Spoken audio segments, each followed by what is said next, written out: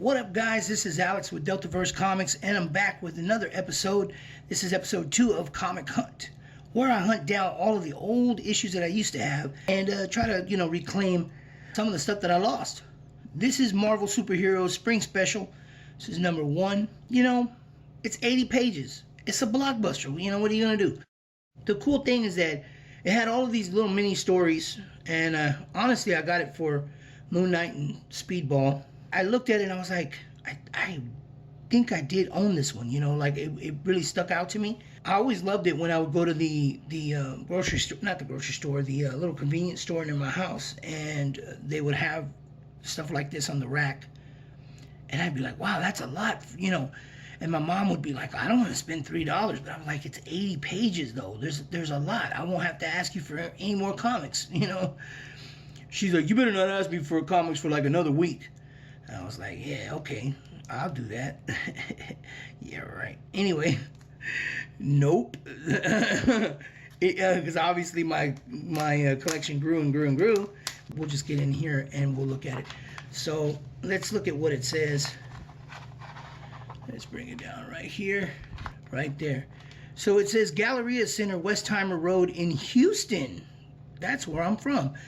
Okay, and it's so cool because it says, forgive me, I don't have my glasses, in 3 enclosed levels of opulent stores and boutiques, the shopping mall, Texas style.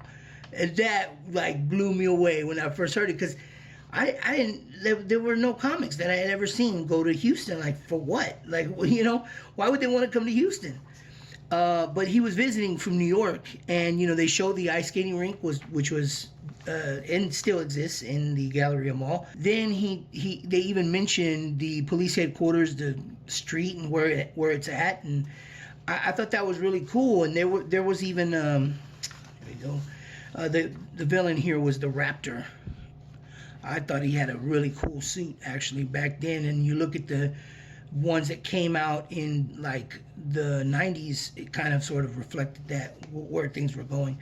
Adamantium, he used adamantium a lot. I thought that was kind of funny, because I thought if he had gotten, because his whole story was he got fired from Roxxon and they stole his design for anti-gravity, and so he hacked and got the plans back, but then he built a suit with a savings. What savings? I guess if he was that good of an engineer, he probably did have a lot of money coming in, so maybe, I don't know. Seems kind of far-fetched to me, but then again, it's fictional characters. Anyway, I thought this was cool because, if you can see this here, sorry about the bumping camera, I got it on a little tripod deal. I don't know if you can see all that. Actually, make sure I'm all the way, there we go, I'm all the way zoomed out. So this way of drawing, because this is this building here, those are inspired by buildings in Houston, but this architecture, as far as the stairs, and there's areas like this in Houston, it just, if you're from there, you get it, and then this here, I can't remember where it is, but there's 2 buildings that have this little glass tunnel thing that go between it, and I can't remember where they are, but I want to say Allen Parkway or something like that.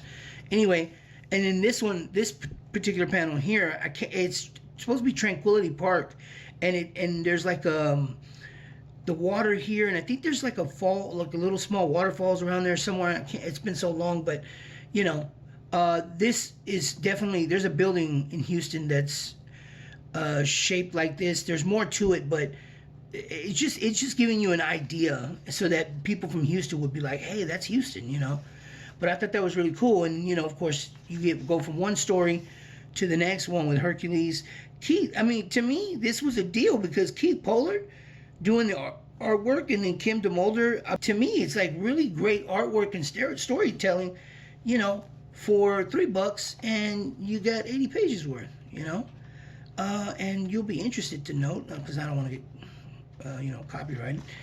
The Speedball story was done by Steve Ditko here. He penciled it, and this here made me feel like he was kind of trying to do something more modern with the anatomy, But this was, of course, the traditional Ditko, and I believe he created this character as well. But I mean, even then, I still like look at that face. Look at her face right there. That's a really good face. But yeah, you know, it just he had such like his style was so unique, dude. And I don't really see anybody that kind of, you know, if I were to say anybody, I would say, you know, Mark Bagley, maybe. But anyway, these are like the original ads, which is so cool. But oh man, I mean, and what was this? I think this was Fabio. As a matter of fact, shout out to Ethan Van Sciver. I think that's Fabio, and he was in this was Iron Sword or whatever it was. This game. That's cool. But yeah, you got all sorts of stories in here, and I just thought that was like really awesome, and you got like really really great artists. And then we got Marvel Comics present Wolverine. David Keith? No, not David Keith. That's the actor. I can't remember his name all of a sudden, which should not be the case. He had his own series under Image Comics called The Max, and he had a really really unique style, and that's one of the things that I loved about comics in the early days and in the 80s and 90s, that people had their own style. You know, they started coming up with like something so unique and individual. Bald butt naked Wolverine, man. I mean, what more can you ask for, right? You know, these days Wolverine is I don't know what he's doing. I heard he's gay on the moon with Cyclops or something like that. I don't know. That's what I heard. I haven't actually read it, so I can't really speak on it. Be who you want to be, man. But you know, I mean, stop trying to live vicariously through the comics, man. Just you know, unless it's interesting, really, really interesting. But other than that, I mean, dude, what is this? Give us this. This is what we want, man. Bald, butt naked Wolverine, if that's what you want, right? If you want to see him bald, butt naked, fine. Dude, put him with the wolf, you know? Have him out here in his total beast mode. To me, that makes sense.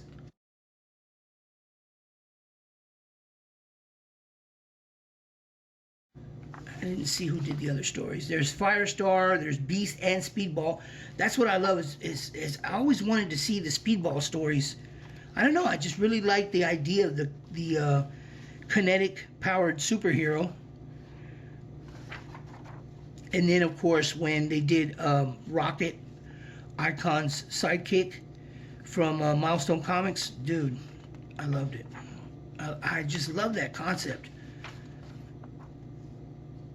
Boundless energy, you know what I mean? So he bounds around a lot. Look at that, dude. Come on, man. Like, that was cool. We need cool stuff. Amazing Spider-Man number 352. This is the issue right before the Round Robin Sidekicks Revenge, which is here. Dude, I mean, any chance to see Spider-Man and Nova together? Number one. Yes. And then number two, oh, nasty Eric Larson. And then that's part 6 of the Round Robin. I finally found it, but the only problem is that I don't know. I mean, it's in decent condition, but anyway. So let's see who was doing. Yeah, Bagley was doing the pencils, and De La Rosa was doing the inks. I think De La Rosa is one of those. De La Rosa, I can't remember the first name. I know I'm drawing a blank on it, but if anybody knows, put it out there. But I think he was one of those Latin artists, Spanish artists that when like people like what's his name? Gosh, I'm forgetting the other guy's name. Pacheco, that they were bringing in. They were doing phenomenal work. You know what I mean? And I don't think they were paying them as well, you know, because they were over there. But anyway. Really? I remember that. But dude, come on, man. This is so awesome. I love classic Richard Rider Nova. I mean, this was a young Mark, you know what I'm saying? Young Mark Bagley, young swag Mark Bagley. and he was out here getting it, man. He was trying to show everything he could do. And he was so good at just like doing detail, but then really still having the character like still pop in the scene. I like the word pop, so you know I use it a lot. But anyway, and you know, Mark Bagley was a master when it came to like faces, because all his faces, he had like the general old man face, the general old woman face, and all that, but all of them seemed to look different. You know, they emulated whatever character they were supposed to emulate. So I thought that was you know, amazing. That's the art. You need to go pick this up. There's lots of copies I've seen. Well, at least in my city, I've seen lots of copies. So, but you know, I was trying like to gather things without having to spend too much money all the time. But sometimes, you know, when they're cheap, you gotta get them. And you know, I was looking for what do you call it? Like these, when I was looking for these issues, you know, I was getting one place. The guy was like, "Well, they're you know, they're probably not going to be worth anything. You know, they're beat up or whatever." And I said, "You know what? Honestly, I don't care, because all I really want is to own them again and to read them again. That's really all I want. I want to have the opportunity to read these stories again." And you know, it makes me nostalgic, but at the same time, it's not just that. It also makes me. Oh, this was Bagley on the cover. It sort of looked, maybe Larson inked it, I don't know. But anyway, but it also inspires me when doing comics. You know, it keeps me grounded. This is like my reality check here, and takes me back to what I know is good and what I know works, right? So when I'm writing new stories, then I can write stuff that's going to be entertaining, that people are going to want to read. Because hey, hello, you know, Marvel, DC, all that, you know, is SJWs, fire them all, because guess what? You need to make money. You know, I see people tanking. You need to make money, and you can't do it with those people there. So anyway, Mark Bagley, the special 3-part gatefold cover. And so you'd fold it out, and it has all the, you know, it has the whole character swooping in, which is amazing. And I'm not going to open that one up because I don't really want to open it yet. And then I went and I had to get this. Dude, I saw this. I was like, and the story behind me losing this, which is actually the story behind me losing a lot of comics, I just couldn't pass it up. And of course, I mean, it's Chromium, man. Come on, bro. I mean, it was a good book. It was great. I mean, this was when Joe was actually Joe Quesada and not whatever. I don't know what he is now. I don't even want to speak on it. But anyway, he did such, dude, it was such a good, like, he's still good, but I mean, I haven't seen anything of his that I want. You get that? Like, that I want, that I need to have, that I want to have right now. This I want to have right now. Ash, I wanted to have every single time, every single issue. I wanted it. Now, I don't know. Anyway, true Chromium, you can tell there's the etching on the inside there. But, oh, come on, bro. Look at this. Look at this artwork, bro. I mean, dude, this is when he was flexing. Oh, look at this. Deathmate. I remember that, dude. Come on, bro. Look at this. Look, this is what I love. He was doing all of this Art Nouveau flourishy stuff, man. And I thought that was really, really cool. And the color, like, even though it was on newsprint, the color was just, they were not doing, this was not digital. This was definitely watercolor, and it was freaking amazing. Oh, Wizard, man, Wizard. Okay. Dude, come on, man. I don't get striked, so I'm just kind of going through, like, real quick. That looks like Jimmy Palmiotti right there. It probably is. He really had a unique style, though. And especially when Jimmy was inking over him. I mean, like, imagine this now. If you saw this now, like, digitally done, and it, you know, because of the paper and all that, and it pops out, dude.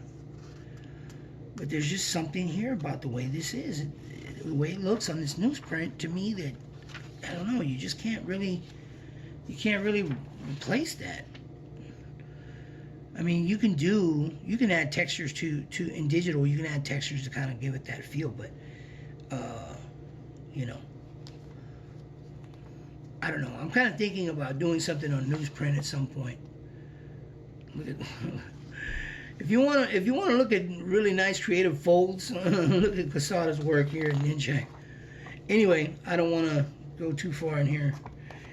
I'm pretty sure a lot of you may know this one out here. This is the special sideways issue of the Sabotage crossover. This is in X-Force, and then but they joined with Spider-Man. And this cover, dude, I'm telling you, this cover is dude, Cannonball, Spidey leading the charge, bro. I forget her name. I don't know. I don't remember her name. Shatterstar, and it'll come to me at some point. I can't remember his name either. Like I said, it's been a long time since I've read these, and back then I knew everything. All the characters, I knew all their backstories and all that. But as time's gone on, it faded, dude. But anyway, actually, to talk about this one here real quick, the story behind me losing a lot of my comics is that I was in college. I was in Art Institute of Houston, and my mother, you know, I was struggling because it was really expensive school, and in like the last few years has been sued for billions of dollars because they cheated a lot of people and gave promises that were false. But anyway, I was struggling like really hard. I was working a job and going to school and still like, because I was still owing a certain amount, even though I had all these loans and everything that was supposed to cover it. But anyway, so what she had this bright idea to do was to help me pay for college. Yes, you know it's coming. You know what's coming.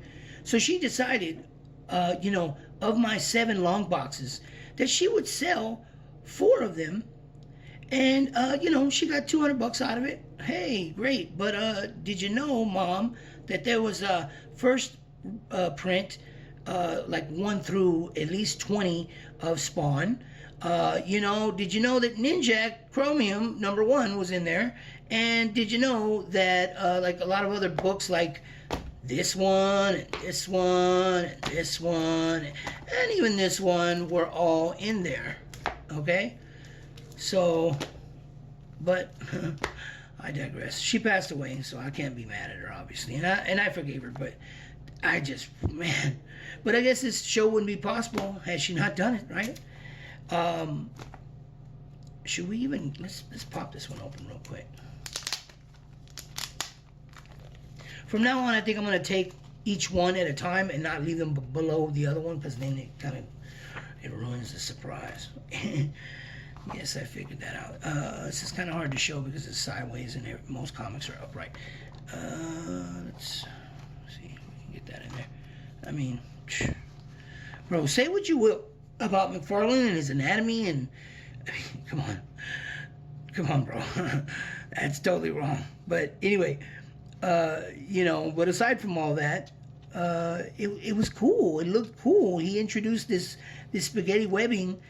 And that everyone was, you know, the editors were not liking it at first because they were just like, this is ridiculous. But he had it down. He understood. He understood how to make it look like something that fantasy-wise would be believable, you know? And then this is like a huge piece here. And then you got Spider-Man up there. Juggernaut. I mean, of course... He loved damage. He's like, let's just put all this damage in there. He likes to make noises. Oh, and we'll put this here. Run, and this got torn up. You know, and what he's doing is he's imagining it like in a movie, except then he gives you the final frame. You know, street sign here says, if you can see this, it says Cyan. That's the name of his daughter. She was also mentioned, of course, a lot in the Spawn series. For those who don't know or do know already. And then down here on this little rock there, it says Wanda, which is his wife. Okay. So let's move on. Check another. I remember that ad. Okay, so they're talking. Things about to get really, really real. I mean, come on, bro. And the way that he did it was he really did a great layout because you got this character who is the one who is supposed to be talking first, right? And then you got Shatterstar, and by the way that your eye is led, you're seeing that he's talking next. And then you've got this one here. You're like, oh wait, who is this? And then you see their words. But then at the same time, your eyes with the sword here is leading you up to Spider-Man up here at the top and what he's thinking. So his storytelling sometimes was iffy, but there were times that he just really shined, and I loved it. Excuse me. Shout out to your boy Zach. Anyway, Cannonball. I really love this because, I mean, we knew it wasn't gonna work, but just the whole point of seeing him do it, you know. And then Juggernaut just standing there like, I'm Juggernaut, bitch. Anyway, I love this way that he chose to do the legs with this curve, like this inward curve like that. There's some people who do have legs that curve like that, but it's not typical. But in this case, it really looks cool, you know. It just adds to, I guess, the emotion behind what he's doing, which is arrogance, and he's like, you're not gonna beat me, you know. Anyway, I don't want to show too much of that, and this video is already getting long. And then the last one here is Comet Man number 5. I'm looking for the rest of them. I've owned them at least twice. The ones that my mom sold the boxes and got rid of, the originals, and then I bought them a second time, and honestly I don't even know where they went. And I'm kind of thinking they may be somewhere in my stuff, but I don't know. Anyway, I don't care because I love the book. And can't remember who, I think this was, oh yeah. This was a cover done, as a matter of fact, all the covers I believe were done by, what's his name? Sandwich, whatever his name is. That buffoon who really hates Comicsgate. Of course, now he's blocked us all, so as most of them do. And of course, they are coming back recently to try to like dig in on this whole Sean Gordon Murphy thing, doing the cover for Doug TenNapel for his Bigfoot Bill #2. Now here's the thing. I don't like Doug. I don't care that maybe he doesn't like LGBT, whatever. I don't care about that. What I care is that Doug used CG, and this is all I can see from everything. I was there from the beginning when he joined in and when he left. He just came in, he got what he wanted, and for some reason, because I guess we didn't, co-sign whatever it is he was trying to do, maybe in relation to the LGBT stuff, which I know that that's what it is, but I hate saying it like matter-of-factly because I know some people may not necessarily, think that, but from what I saw, that's what happened. So anyway, so he got he got canned as far as like, or rather, him and Sean Gordon Murphy are still good friends as far as what I know, but he they agreed to remove the cover. But this should have never happened, dude. You don't bend the knee. You just can't, because the SJWs, bro, you bend the knee, and that they're going to like, that's it. You got to do it every time now. Every time you got to bend the knee. So let's turn this just a little bit, because I seem to be having to turn the pages most of the time. Anyway, so this story here, I love it. Like, I don't know why. I know that it was such a small thing, and he's only, he's only had small parts in further Marvel stories, but I just think I mean, first of all, Kelly Jones, if you don't know, Kelly Jones, who did a lot of Batman, freaking amazing work. I believe he passed away already, but was it him that passed? No, it was, gosh, what was his name? He did do, Kelly Jones did do Batman, but it was, oh, his name is on the tip of my tongue. He did Prime, and he did Batman. Let me see if I can remember it. But anyway, they kind of remind me of each other. Honestly, I feel like it's like a Bernie Wrightson, somewhat simplified style. But anyway, the story is, I mean, I feel like the story is so much more about making a hero, right? I mean, we've always heard about the anti-hero and all that, but I think this is one of the best stories that deals with that, because you put someone in a horrible, like, scary situation, which they have no recourse, right? But now you've given them powers. Now they have powers. And so, you typically see, oh, I'm going to save the day. I'm going to be the good guy. I'm going to go help everybody. And that's not the way this story goes. This guy had a lot of, like, he had PTSD basically, and he was dealing with a lot of mental issues, and I don't even want to tell you everything. I really think you should find it and read it. It's really, really good. But to have this man, like, lose everything, and now he finds, like, this family connection, and there's, like, his demise, really, like, what transformed him was based on jealousy and hatred. That's not a typical thing that you really see in these heroes born out of the ashes type stories. But I don't want to go too deep into it. But he's definitely dealing with like outbursts of anger and psychotic behavior. Man, I don't want to tell you everything. I'm so tempted to tell you, but I don't want to tell you. Anyway, just go check it out. Who remembers that? I do. Let's see.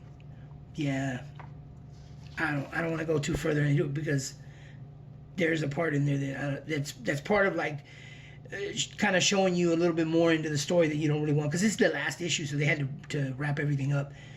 Laser tag, bro. Always wanted one, too poor to have one. Anyway, so that is it, man. There's really nothing else.